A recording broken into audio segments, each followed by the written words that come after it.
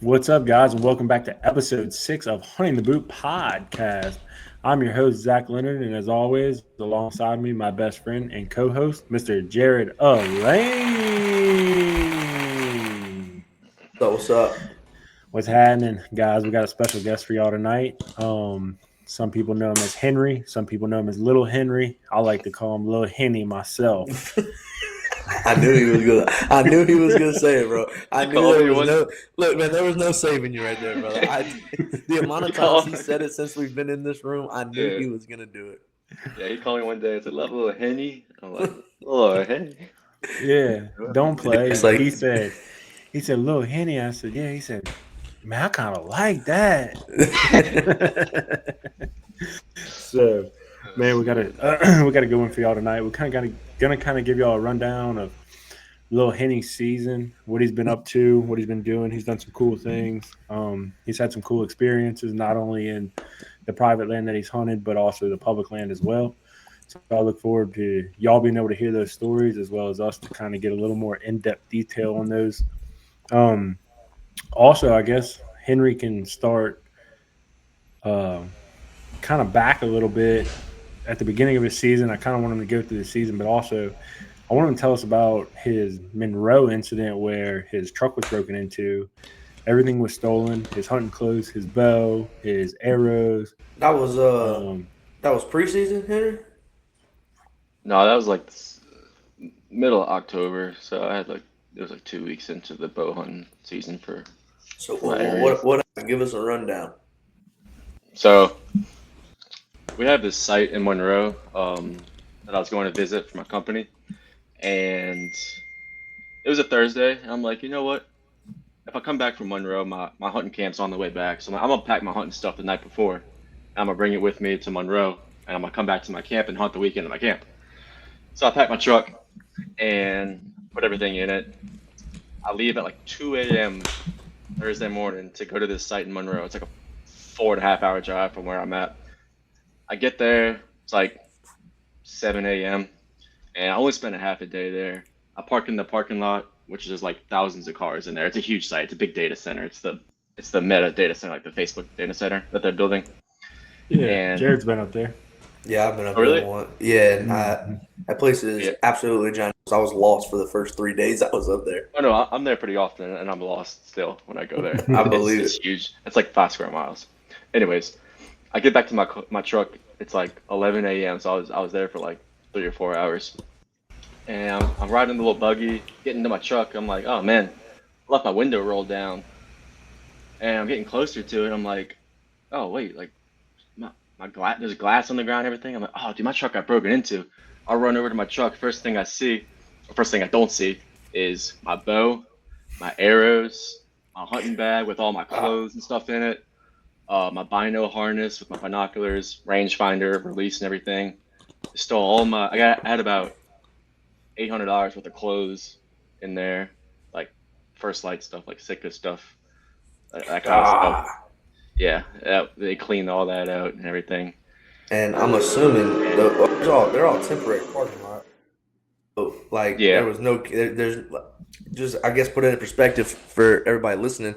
It's not yeah, like a parking lot like you park in a Walmart. It's all just gravel no, and dirt roads up there. It's all in the oh process of yeah, being built. So there's no cameras, no nothing, no security guards. You're just out in the middle of so nowhere, Monroe. funny. There actually was security guards out there, but it's such a big parking lot. Like I'm not even kidding. It might be like a 2,000 car parking lot Oh, if that they not didn't more even. than that, yeah. Yeah, and they didn't even see or hear of it or anything. And we got the cops involved. And we made a police report. But I The truck mean, alarm didn't go off when they busted the windows, or no, and that's the thing. I tested it after. Usually when you open I don't have like an alarm for like sensors, but if you open it from the inside when it's locked, my truck alarm should go off. but I So, guess they never opened the door. They just busted the window. they busted the window. They had to have opened the door because I had some stuff in my front seat, like on the Took ground of that my as front seat that was stolen. They would have to have climbed over, taken it, climbed back. So I think they might have opened it. that's And sickening. yeah, they left like blood in my truck and everything from busting through my window. They had like blood on my headrest and stuff. Good Lord, man. Yeah, it was a mess. So, needless to say, that was the start of your season. Yeah, well, that was my second weekend. I hunted the first weekend. The opening weekend, I actually shot a doe with my bow, which was pretty cool. Oh, nice. At least we got a kill before that happened. But Was that your yeah, first kill with that bow? That bow that got stole? no. Opening weekend, I still had my old V3X. That Okay, was I the got bow you. that got stolen, the V3X. I got you. Well, that's Yeah. what he's asking. Was that the first deer you shot with your V3X? Oh no, I shot one last year with it. I got you. Mm, Yeah, that was my first bow kill last year. That was pretty exciting too. That's That's awesome. awesome. So Well, you tell us were about second that. week. Give us a recap of your first bow deer ever. Yeah, Since we're on the subject, let's Oh, hear it. the first one. Oh man, this is gonna be not okay. I'll say it. So I'm sitting up in my tree stand, and I've been hunting with my bow almost all season. Only seeing a few deer here and there, nothing in range or whatever. And like 10 minutes before shooting light ends, these three does walk out, and I get a shot on one about 30 yards. I kind of spined her a little bit. Hey, it happens, man. It happens. It Ah, happened. that's I okay. felt Didn't so. go 20. Yeah, That's a fact. yeah. I felt so bad, but I went up to her and shot it, and it wasn't that long, but it wasn't the way I wanted it to go, but it I don't Hey, know. man. First deer jitter. I can tell you, just shooting a Mhm. deer with your bow, just in general, is a lot of people that don't bow hunt don't give it enough credit of the adrenaline Oh, I was that you shaking like have. a leaf. Yeah, doe, buck, it doesn't matter, dude. Yeah. I'm telling you, last year I was hunting over here behind my house and I had a really bad raccoon problem. And I drew back on a raccoon and my broadhead was in the quiver. You know, man. It's like So it don't matter what it is. absolutely. But no, that's awesome. But yeah, that was my first experience. It wasn't the best, but again, got the kill, so can't complain too much about that. Absolutely. And Yeah, you're I mean, hunting I can give you a little Louisiana, rundown of the correct? first deer I shot with my bow. I actually was super calm and confident. It was my first ever buck, and it was going to be my first ever bow kill. And I released the arrow, and it hit a branch and stuck that deer. stuck. It hit that deer in the brisket, and I got a dog and everything. Never found that deer, so super upsetting. But Oh, the you next never one I you never found shot, it? no, never found it. The next one I Oh man, shot, I made sure I to didn't know shoot in the that. spine so it wouldn't go anywhere. Yeah. And I recovered that Oh one. man, So, I bet you did. Hey, no doubt.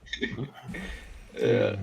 That's yeah. awesome, man. So I guess we can fast forward to the deer you've killed this year, some of the trips you've taken. I guess you start off with your first trip of the year. Kind of run us through that. Kind of what I guess Yeah. start off before going up there. You could, if you don't mind, telling us kind of what was your game plan going up there? Hunted the area before. What'd you use to scout? How did you scout, or was it just kind of Okay. hang and hope, or just kind of run us through your whole thought process before going up there? Yeah. So about 2 weeks before the hunt, my cousin texted me. He's like, "Hey man, we're going to some public land up in North Louisiana. You want to tag along?" And I was like, "Yeah, man, like that'd be great and everything." And he's like, "Yeah, we're gonna try to hook you up with an e-bike because some of the spots that we hunt, it's about a 3 mile walk if you were to have an e-bike." I was like, "Okay, yeah, that'd be cool if you could get me one. If not, like no big deal. I'll hunt another part of that land." And sure enough, he was able to get me one.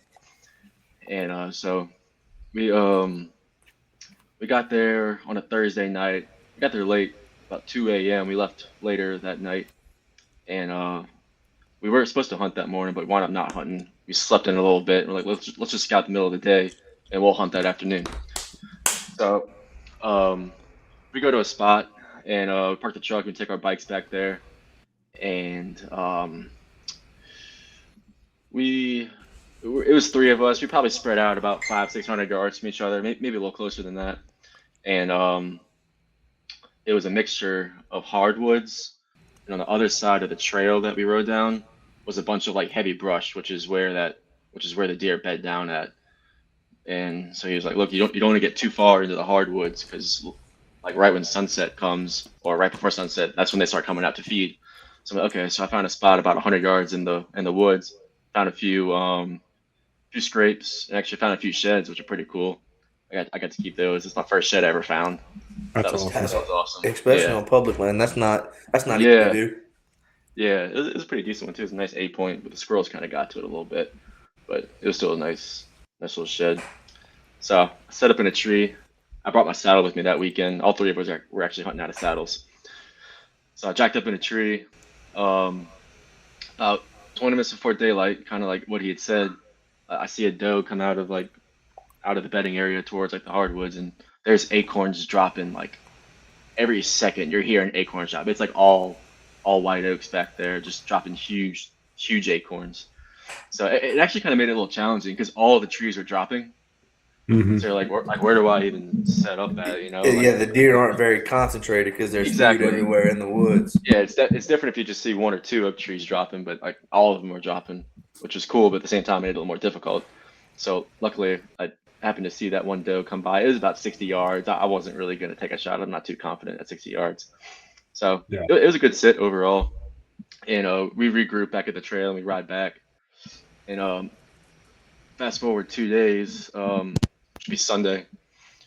We were gonna hunt that morning and roll out, and I decided to move spots a little bit, a few hundred yards. And I got a little deeper into the hardwood area, and about 8 o'clock rolls by. I'm sitting in my saddle, and actually let me tell you a little story. That morning, That's my fault, boys. you I good, you good. apologize. Yeah, and on the bike ride Sunday morning to my spot, I must have lost my hoist rope. It was like back on the trail or something. So I get to the tree. I don't realize I lost it until I got to the tree, and I'm sitting here trying to figure out how I'm gonna get my bow up, and I ripped this vine. Like there's like a vine hanging from a tree. I swear I ripped this vine out the tree. I'm like, man, I hope this thing holds. And I kind of just tied around the bow a little bit. Improvise, man. I'm pulling it up. I'm like, man, I got a brand new bow. I'm pulling it up with the vine that I ripped out of the tree. And eventually I got it up. It didn't break, so that's good. All right, Tarzan, chill. I felt like, bro, it wasn't my choice, that's for sure. And I'm sitting there the whole morning. Really didn't go good. I didn't get up very clean. I lost my spot on onyx. I was circling around my tree for like 10 minutes, leaving my scent everywhere. And I'm sitting there. I'm like, man, like I ain't gonna see nothing. The wind's kind of not in my favor. And about 8 o'clock rolls around. Little doe, about 100-pound, 110-pound doe walks along the left side of me, and getting my bow ready, and she's walking. I draw back and hit her with a little merk, and she stops, but her vitals are right behind a big old oak tree. Oh, I see her head poking out. I was like, you should have shot her through the oak tree. You should have headshot her. I was or Tim Wells. Yeah, I was gonna give it one more shot, so I just kind of stayed on hold, and she walked about 3 or 4 more steps. I did it again, and I shot her a pretty good double lung shot, and she ran about 70 yards and fell. Yeah, much better experience than that first one you shot. Much better experience. It was my first deer public land and my first deer out my saddle. So I was the first deer with the new bow. It was a great weekend. Overall. Yeah, you knocked off a lot of first in one weekend. I did. Yeah. It meant a lot to me. It was very rewarding after everything that's kind of happened to me in the past. Yeah. So, and especially to go to a piece of public land you aren't very familiar with. And yeah, no, I've never been to that spot before. My cousins had invited me. I was like, yeah, I'm never going to turn down a hunting trip, you know. So let's do it. I want to kind of step back. I was just thinking about this a minute ago. You know, when Lil Henny was talking about everything that's kind of happened to him this season. But when we think about it, when we go back to talking, and this is how great the hunting community is, right? So when Lil Henny's stuff got stolen out of his truck, he jumped on a saddle hunting forum, and it wasn't hey guys, what does anybody have any camo to spare? But it was more of hey guys, what is a cost effective camo that I can purchase? This is what happened to me, blah blah blah blah blah. And the amount of people that responded with like, hey, this is on sale right now, or this and that. But not only that, but the amount of people that responded was like, man, if you really need some camo, like I got some extra stuff, some old stuff that I'm not wearing. I have some stuff that's brand new in my closet, so it's tags on it. Like you pay the shipping and I'll send it to you. And I'm talking like some good stuff. Like one guy reached out and sent him a set of First Light bibs, and you know, was like, you just pay the shipping. Well, Lil Henny's been trying to pay the shipping for a couple of weeks now, and the guy just He, will he not. he finally sent it to me. Did he? Oh, did he? Okay. Oh yeah, I did pay him for the shipping, but for the longest time, I thought he was gonna leave me hanging, but I was able He to wasn't gonna let you pay come for back. it. Yeah. Yeah, but still, but besides Oh that, you yeah, know what I mean? Just yeah. the amount of good people that are in this community that are just willing to help out at anybody who's kind of down on their luck or things happen to them. Because I'm gonna go ahead and tell one of Lil Henny's stories real quick too. So Lil Henny gets to the deer lease, right? And he's going to hunt, Oh and yeah. so they steal his clothes, but they don't steal the tote his clothes are in. Now, so Lil Henny don't open the tote to check to make sure his clothes are there. So Oh, when he you gets to thought the your lease, clothes were still So in? they left my tote, so I assume they didn't yep, touch any of my clothes when they stole it. Oh I no! kept my tote in there because I have this little ozone generator that I keep in there that keeps it kind of scent free. Anyways, yeah, yeah. I So this man opens his tote, and And there's no it, clothes in there, bro. And look, I was it's like 55 degrees, which for anybody up north, that's not cold. But when you're in the South wind was Louisiana blowing. and it's been 90 degrees for 3 weeks, right? 55 is cold, man. I don't care what Listen, nobody says. I don't care where you live at. You get a yeah. 55 degrees with a 15-mile-an-hour north wind, it's cold. Lil Henny's saddle hunting with his khaki shorts on and a leafy suit turkey jacket that he found in the cab. That's what you went hunting in that evening? Yeah, that's the only thing they left in there. Yeah, I got to my trailhead. Like I was ready to hunt, and I just opened it up. I'm like, no way. I'm in like a short sleeve shirt. Luckily, I find this little leafy turkey that's like Zach was saying that I put on. Yeah. Needless to say, I didn't see anything that evening. Dude, my boy was down bad, bro. Yeah, you was in a bad way, brother. That's Yeah. not But what that's you okay. want. A little tidbit, a little fun fact about Lil Henny is a tennis star. Any of y'all I don't know. wondering? Come on, man. But- You a big tennis guy? I used to be. I had a bunch of knee and elbow issues in the past 2 or 3 years, so I haven't really had to play much. But trying to get back into it. There you go. Nothing wrong with that. Tennis, you'll have that playing tennis. Tennis elbow. Yeah. This guy. But anyways, no, that's awesome. So kind of back to that first hunt, man. That's awesome. I've actually never killed a deer on public land, so I think that's super cool. We're gonna change that this year. There. Yeah, especially in a place that you've never been before, to go in and just only have a little bit of insight from your cousins that have helped you out, but to be able to pull Onyx up and kind of scout a little bit yourself. And you're right, your cousin may be like, "Hey, go to this general area," but it still takes you going in there to pick that right tree, to find what acorn trees are dropping, to find what the best path is, find them intersections to be able to get on a deer and have a successful hunt. And it may take 2, 3, 4 days, but I mean, you did it that last morning, right? So the hard work you put in over that time led to that. Excuse me. So now when you go up next time, or the next time you decide to go up and hunt that specific piece of public that you were on in North Louisiana, you'll have a better understanding of what them animals do in that area, and you'll be able to better set up and maybe close the deal and on the morning of day 2 instead of the morning on day 4 or day 3, right? Whichever day was up there. So that's cool and that's awesome. And I think it's always a learning experience, no matter where you go, whether it be in public land or even on private land when you go hunt. Same difference. So, but I know you just got back from another trip last weekend. Yeah, I did. Tell us a little bit about that. Trip. I know you weren't able to harvest anything, but nah. But I'm sure you learned some stuff. Oh yeah, we last weekend, me and some different cousins of mine. I got a pretty big family, so we got a lot of few cousins. Yeah, Can I be your cousin? They probably are my cousin. I like I'd like to be your cousin. Sounds like you and your cousins going on a lot of hunting. Yeah, we do a good bit. But we went to Kisatchie National Forest, which is like central Louisiana, I'd say. Mm-hmm. And that's kind of up around, where we will be in a couple weeks working. But anyway, that's north of Alexandria? Yeah, north of Alexandria, kind of north of Natchitoches. It's a little south of Natchitoches. A little south of Natchitoches, north of Alexandria. Anyways, in that general area, but yeah, geography. Yeah, I was never good at math, We can. Yeah.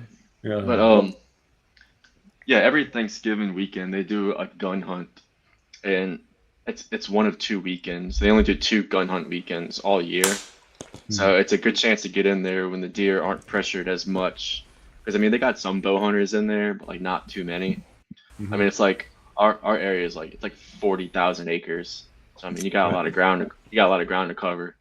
So Mm-hmm. we get back in there pretty deep, and Did usually the let me deer let me aren't. stop you right there, Henry. Do Yeah, y'all use the e-bikes in and I out? I did. I was the only one who had one, and yeah, actually after that Tensar trip, my cousin let me borrow one of his buddy's bikes. I went and bought one the next week. I'm like, I gotta get one of these. Yeah, because that's a This is game crazy. changer. Like, Oh, it is a game changer. but I know like some public land tracks are no motor vehicles whatsoever, including e-bikes. But the ones that'll Okay. allow the e-bikes, man, that gives you a huge advantage over a Hmm. lot of people. Especially even just walk like people that are walking. Not saying people won't put on the miles because they absolutely will. Um, like Mm-hmm. I know a couple guys that were hunting some deer in Kentucky. They were walking, 2.5 miles every day hunting Yeah. these deer. But having that e-bike, even just scouting and covering ground, makes a huge Yes. difference, right? I don't have one, but Yeah, scouting was big too. If you ever have to, if you scout an area, don't see anything you like, you can 10 minutes later you can be 3 miles down the road, you know. Yeah. absolutely. I will Got say, more while results. we're on the subject of e-bikes, I don't have one. I will have one. My wife doesn't know it yet. Sorry, Allie. But I borrowed one from a buddy of mine. I actually still have it in my garage, but I brought it just to my lease just to see, right? So from the front of my lease to where I hunted is like 2.5 miles to get back there. And like Lil Henny said, in 10 minutes you're there and it's quiet, it's effective. I literally parked the bike under the stand and had And a deer at 8 yards. so a big thing So, about the e-bikes too is you don't leave scent behind. That's mhm, very true. yep. And I've heard a lot of You, guys speak on these e-bikes in the Midwest, where actually they're starting to ban them on some public land. But oh dang. yeah, but in the Yeah, Midwest, these guys were talking about how when they would walk in, these deer would that were bedded up that they went to walk past would get up and take off running, right? And then when they started using e-bikes, they'd ride past these deer, and these deer would just kind of like look at them go Hmm. by, and then just go back down and never Hmm. move. They yeah. didn't They feel don't they threatened. don't look at you as such a threat. They're used to a Right. vehicle coming by and it's just going to pass on by, and that's Right. just the end of it. It's Exactly. more natural for, especially like I think that gives guys with a lease a huge advantage, right? Because I think we talked about this on our last podcast, Zach. The repetitiveness of a lease, right? Yeah. You have the Mhm. same four wheeler trails, the same human activity, the same tractors, the same box stands, and whether people believe it or not, the deer will pattern you just like you pattern a deer. So Mhm. you introduce an e-bike, right, where you're a little bit more mobile, you're a little more versatile. You can get deeper in, farther in, different spots. And not only if you do so happen to ride within 20, 30 yards of a deer, he's just going to watch you go by as opposed to maybe a four wheeler might jump him out and scare him. Or if you're walking through the woods, it'll definitely jump him out and scare him. So that's just a good way Yeah. to set up your I, tactics of but I getting also think to with and the from. e-bike too, it's a lot about noise, right? About them deer just not hearing you, um, something different. Because imagine somebody riding a four wheeler and somebody riding an e-bike. You know what I mean? There's you're gonna them deer are gonna hear them four wheelers. Did I give you a prime example of just not only and it's the weirdest thing, and I don't understand it and I don't get it, but I think in a sense I do get it because like kind of talking about them deer patterning you as a human being, right? Or just on a lease anyways. Um, when we're on tractors, work doing release work, or like when I was in the lease this summer with a skid steer working, dude, I was running a skid steer and watched deer walk 30 yards in front of me through the cutover and never miss a beat. I'm talking just like walk. They know you're not a Um, threat when you're in that skid so, steer. They're so not, they've seen it. same with a tractor, man. Like we could see deer on tractor and they just sit there and watch us go by, but you get on that side by side of that four wheeler and start riding through that lease, and then as soon as them deer see a deer, they're gone. They know.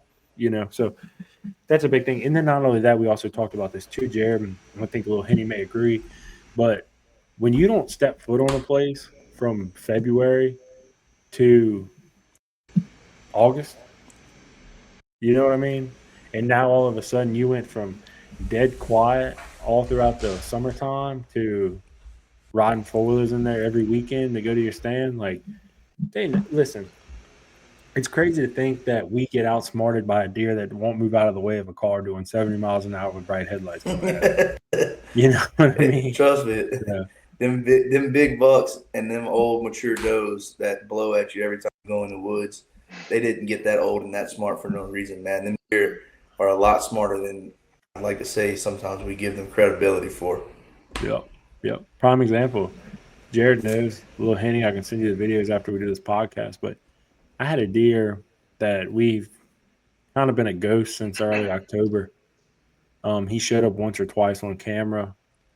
Tuesday, he showed up 4 times on my camera, the same camera, 9:40 a.m., 11 a.m., 4 p.m., and 4:45 p.m. Dang. And I told my buddy to go in there and kill him. And my buddy sat all day yesterday in a spot that I saw that buck 4 times, and I saw 5 different does in there all day, and he saw 2 does. So it just goes to show how crazy How it deer are is. and how much they Yeah, can it's change. how it is. That deer knows. That deer knows. I got a story. One of the guys I work Well, with. well, good thing we're on a podcast because we want to hear it. One of the guys I work with, he would go hunting, get in his stand most evenings, and no matter what, 20 minutes after he leaves, the same deer would come to the feeder and feed out of corn every single time. So one day he told either his buddy or his wife, he said, "Hey, come with me to get in my my stand with me." So they go in there with him, and 20 minutes earlier, he sends them out to go walk back to the buggy and get out of there. Look at this. He shoots that deer 20 minutes later. No way. Yep. That deer watched. That deer watched. Yep. Good thing He they thought can't that stand count. was empty. Yeah. But Mm-hmm. you That's know that crazy. goes back, Jared. I don't know if you remember this story, but that goes back to a story I told on another podcast, and I'll go ahead and retell it real quick. And I don't remember exactly who told me this story, but they would go hunt this ladder stand, right? And they had this deer on camera, and it would be there all the time. When they were there, they never saw the deer, never saw it, or they just weren't really seeing deer. And one day he decided, you know what? And he went to the opposite side of the food plot that his ladder stand was on, and he climbed up in a climber. And he said he watched a deer stick its head out the woods, look at the ladder stand, Mm-hmm. see nothing was different, and then just walk out and start feeding like everything was normal.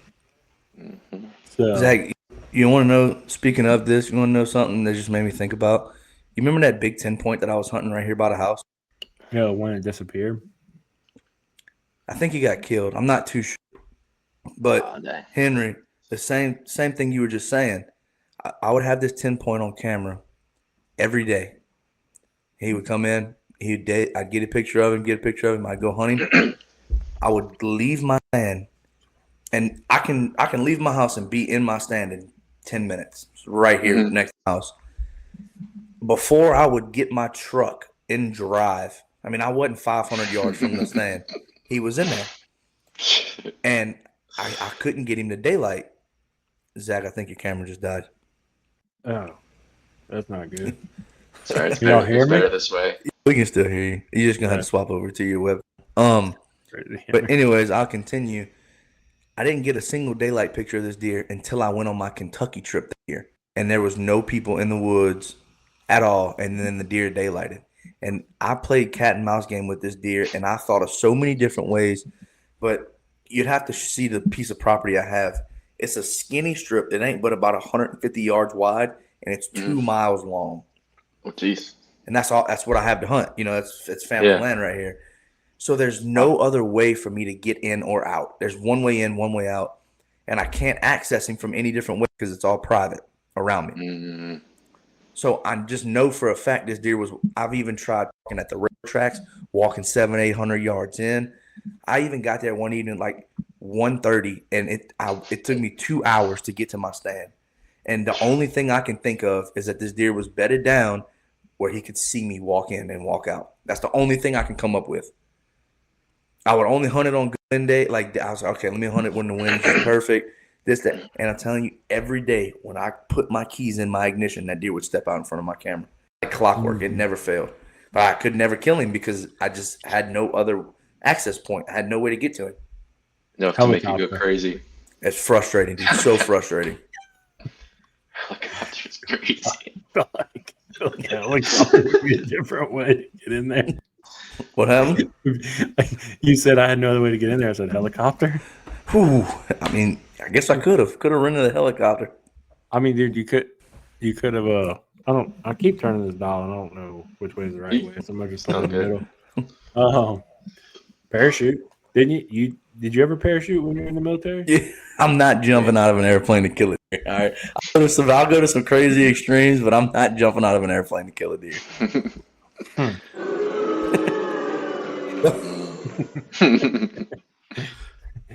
This is all the deer here. Probably so. Yeah, literally. Anyways, Henry, I guess we can get back to your second out of town trip.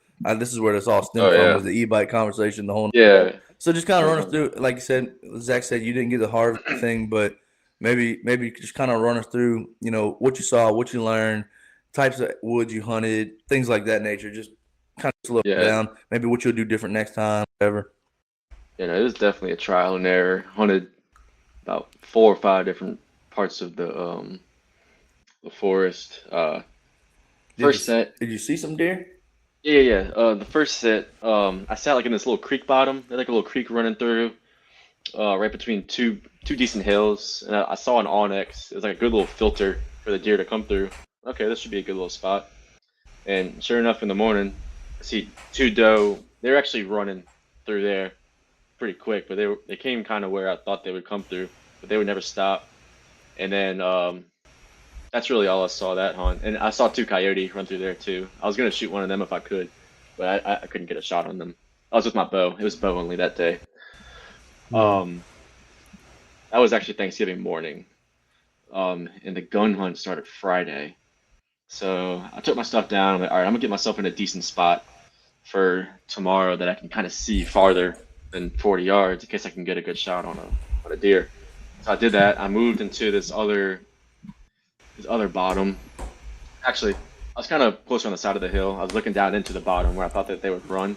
Mm-hmm. And that morning I see a doe kind of trotting through, and I get ready, and she didn't stop or whatever. I tried calling at her, and like 30 seconds later, this huge, I think it was either 7 or 8 point, came trotting right behind it. I tried grunting at it, calling at it, and it did not want to stop. He had one thing on his mind, and it was hot doe that was in front of him. You should have shot him in the spine. I would if I could, and I'll just do it again. Nah, I'm just kidding. I hope I never do that again. But yeah, so that got me shook up pretty good. I didn't see anything after that, which honestly, that was just was an experience because I've never seen a doe. I've never seen a buck chase a doe before like that. Mm-hmm. So that was a pretty cool experience to see. My cousins, they shot 3 deer that weekend. They were all younger deer, but we were able to get 3 out of the trip. So, and man, a public land deer is a success. I'm not gonna say everybody should go out and just shoot 1.5-year-old bucks, but man, look, at the end of the day, if you go out there and that's a trophy and you're happy and you feel like you've had a successful hunt, man, go out there and do what makes you happy. I'll be the first to tell you, you can see the deer I got. I'm not a trophy hunter by no means. I've never killed a huge buck, or whatever, man. But I'm kind of at that point in my hunting career, or not career, the stages of my hunting where, man, if I go out and shoot a 120-inch deer, it'll be one of the bigger deer I've ever shot in my life. But if I go out and shoot a 4-point, look, man, I'm just as ecstatic. I'm just as happy. Yeah. We all hunt for meat, and it's one of the only times they get to hunt each year. So they were happy to come home with it and get it processed and put some food on the table. That's awesome. Yeah, and I think it was, even for you, it's still a successful hunt. I mean, I had a great weekend. Even though I didn't shoot anything, I had a fantastic weekend. We camped out in the woods. I had a little campfire, grilled some food. I mean, it was a great weekend, whether we shot something or not. Yeah, and not only that, there. I mean, look at you saw deer, right? So kind Yeah, of back to what we talked yeah. about earlier, getting on X or Hunt Stand or whichever you decide to use, and being able to go in Hmm. there and being able to read topography maps and being able to figure out like what you said, where it was two hills and a bottom, and kind of come to a pinch point altogether, and to know, Right. just have the knowledge that hey, deer should be falling through here, and sure enough, they did. So you weren't able to close the deal, which is fine, but y'all still got 3 deer out of the hunt. I think that's very successful either way you Absolutely. look at it. As a group, Next time, that's a successful trip, yeah. Hmm. I mean, even if you come out with 1 deer as a group, that's a successful trip. especially You can't. public land deer. Hmm. Yeah, I mean, you're not going in the woods and shooting deer every time as much as everybody would like to. It just doesn't happen. So, That's very but true. what's your plans for the I rest of the season? um I don't know. We got the rut coming up in a few weeks over at my Bob place. I'm probably gonna take off a few days of work, There you go go. do some all day sits, just You wait got any for good? one. You got any good deer on camera? Any target bucks? Think something you're chasing? Yeah, we got a few good deer, a few good mature bucks. I'm in a little hunting club. I wouldn't even call it a club. It's like 8 of us, and we lease land from Satara, which is a tree company. Okay. And we came together as a group, and we came of nine shooter bucks that we plan to shoot, and all Yeah, the other ones they're like younger. We try to do 4 years old and older, but hmm yeah, that's kind of what we it's shooting it's for. it's kind of hard to age piney woods deer, right? But you definitely can kind of Yeah. get close. We had a guy shoot a deer last year that in a picture you would think this deer never went past 3 years old, and they actually pulled the jawbone, and the deer was like six Hmm. plus, right? So Yeah. yeah, he was Wow. old, and the Oh, biologist said he bruiser. probably he probably Yeah. said he probably wouldn't have made it through the summertime. Probably would have died. That's awesome. Just had no teeth That's left. a good deer to harvest. Just real little deer. And so kind of what you were talking about, Henry. We try and do the same. And actually, let's step back a little bit. You say the rut's coming in a couple of weeks. If you see Mhm. what I've been seeing on camera, you might want to take off at the end of next week, brother, Yeah, because Zach got deer. we're Zach Okay. got deer putting nose. we're 10 miles apart, and I have deer that have hocks that are the color of spit out chewing tobacco. Yes, sir. That's I'm very a, I'm true. a, let me Like see to if I hear can. that. I don't know if you can see it, but Ooh, yeah. Yeah, they're getting amped up over there. Uh-huh. I've been enjoying seeing some of the pictures and videos Zach sends. no, it's a Hmm. younger deer, obviously 2 years old, but not a shooter. Right. But and we all know them young bucks Still come getting in. after it. Yeah, them young bucks come in before the mature deer. But Hmm. but I have a mature, let's say mature is 4 year old deer. He's pushing does right now too. So um, yeah, I would if I was you. We were kind of taking an inventory of the bucks that we shot last year on our place and kind of going Hmm. back to the dates and figuring out when we shot them. And a lot of our bucks were killed rut wise between the 11th and the 14th. Man, But that historical data. I watched a podcast of historical data the other day, and some of these guys will die on that cross, like mhm. hardcore. A couple of guys I was listening to. The podcast is the world's funniest hunter, and if you get a chance, go check it out. It's an amazing podcast. It's about a guy that he got his citizenship here in the United States, loved to hunt back home, and it just tells his Mm. hunting story and how the hunting community took him in. And Is dude's that the dude that's hilarious. got the big Yeah, beard, he's the tatted up? yeah, that's him, bro. Dude, one of Yeah, the great. I think that's one of the greatest podcasts ever put out ever. yeah. But Besides they talk ours. about it. That's a fact. But they talk about historical data, and one of the older gentlemen on there was saying that it doesn't matter if you see sign, if you see scrapes, if you see rubs, if you see deer chasing. He's like, Mm-hmm. if you killed a deer December 12th, a good mature buck on a certain stand, we'll just call it stand A. He Mm-hmm. said from December 9th to December 15th, even if you can spend 30 minutes in the woods, go spend that time in the woods Yeah. because within a 2 to 3 day period, most of the time, you'll Mm-hmm. have a mature buck come. That historical data of where they were killed. And Mm-hmm. it kind of holds true because, like, some of the pictures we get out on public land where a buddy of mine, Brennan, and I hunt every year at the same time, we get a bruiser, one of the biggest deer we've ever seen in the spillway, and they show up on camera at the same time every year. And it's almost like clockwork, and it's crazy that I guess you don't really think about it, or you get too caught up in it, or whatever the case may be. But that historical data is crazy how accurate some of them deer that they've killed as a group collectively in these places where he said he'd go hunt the week before, he'd hunt 4 or 5 days in a row and not see a single deer. And 3 days later is when it falls in that window, and out of nowhere, boom, here's a 140, 150-inch deer. Yeah. No, absolutely. And that's like, that one specific spot where that deer is that I'm talking about, that mature buck I've been seeing on camera, but they got 5 scrapes right there on the ground, right? And those 5 scrapes were there the year before. And those 5 scrapes were there the year before.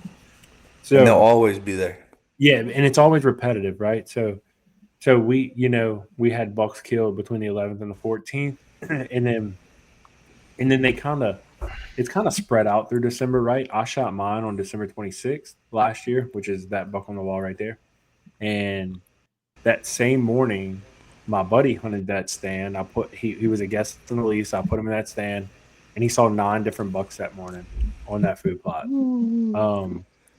That deer I just showed you with the Black Hawks, he's on that same food plot I shot my buck off of last year. But I noticed on that spot, the young bucks come in first, and then kind of a little later next week, into the week of Christmas, is when we get the little more mature bucks. That buck right there was 4.5. So 4.5. He was from when I had him on camera early season, I would guess he was probably close to 200 pounds.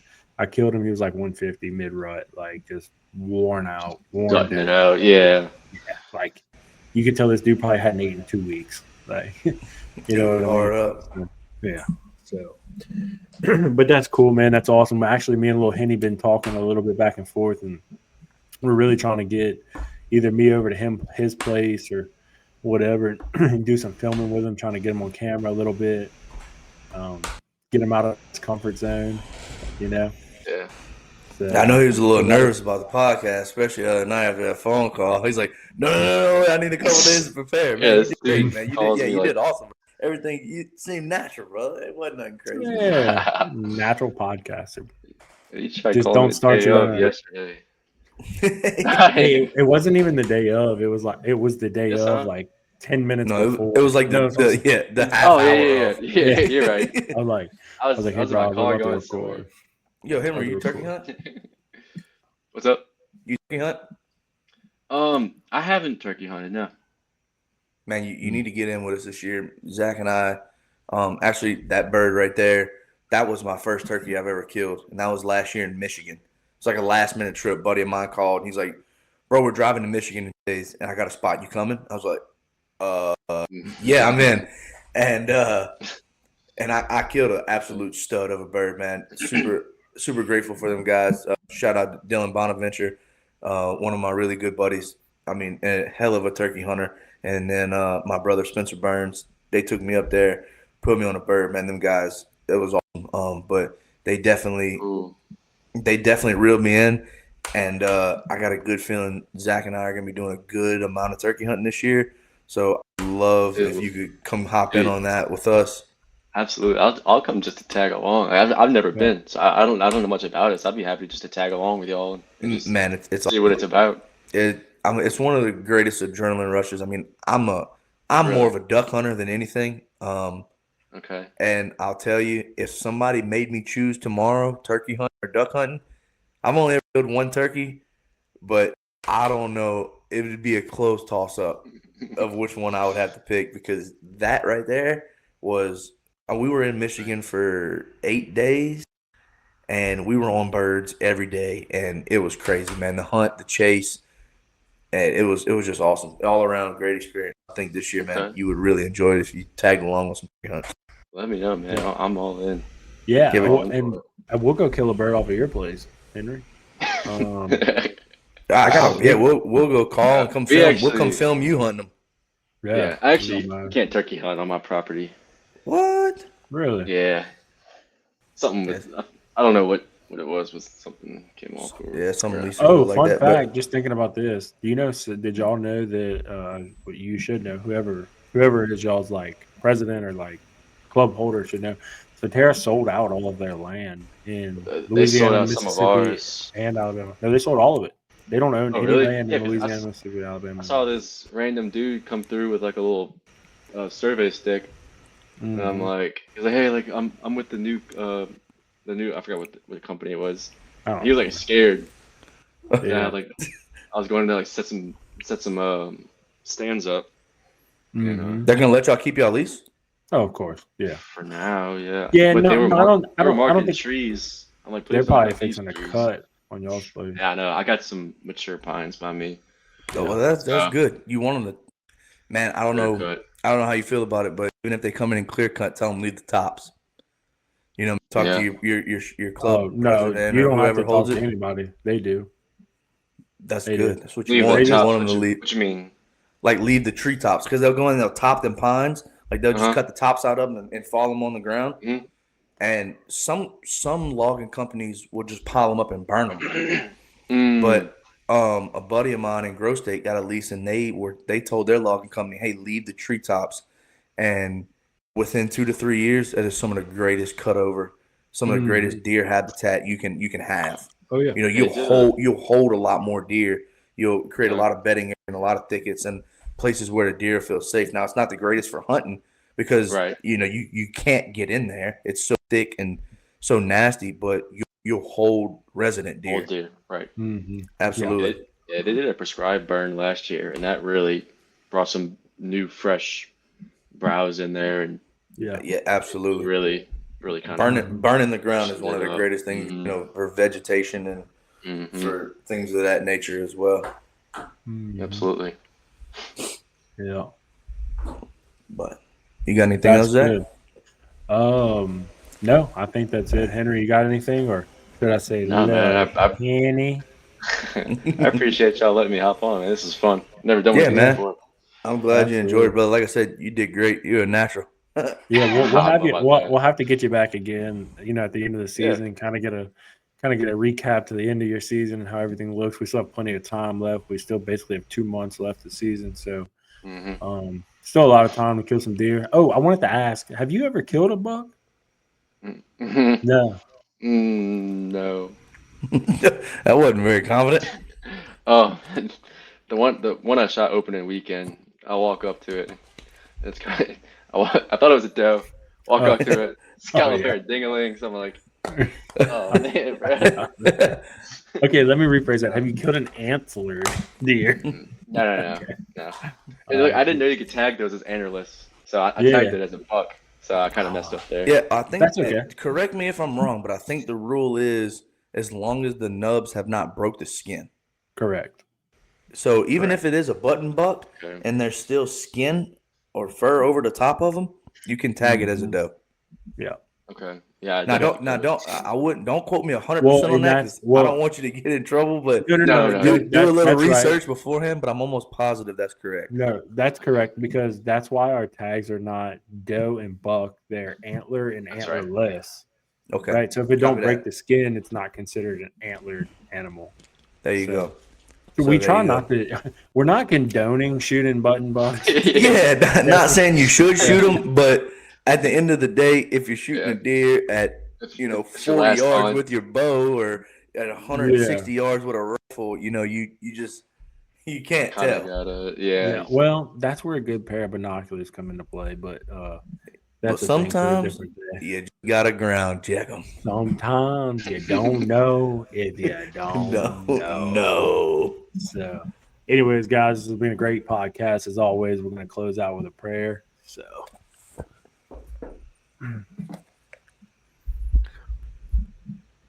Lord, we want to thank you for allowing us to speak with each other here tonight as we talk about our hunts and what we've had going on through this season. Lord Jesus, we want to thank you for continuing this to keep us safe day in and day out, not only with our daily lives, Lord Jesus, but with our time in the woods and keeping us safe as we're in these trees and we're on the ground and we're in the woods with other hunters, Lord Jesus. We ask, Lord, that you look over us the rest of this season, Lord, and if we have the opportunity to take an animal, Lord Jesus. Allow us to make clean, ethical shots and quick kills, Lord. Once again, we thank you for friendship. We thank you for the camaraderie. We thank you for this podcast. We thank you for allowing us to be able to speak your name into this world, Lord. We ask that you continue to guide us and bless us and look over us. In Jesus' name we pray. Amen. Amen. Amen. Thanks, guys. Awesome, brother. Yep. Thank you, Henry, man. We look forward to seeing you again this year, brother. Thanks, Lil Yeah, can't wait Henny. to come back. All right, Absolutely. man. What's up? Thanks, Later. guys. Yep.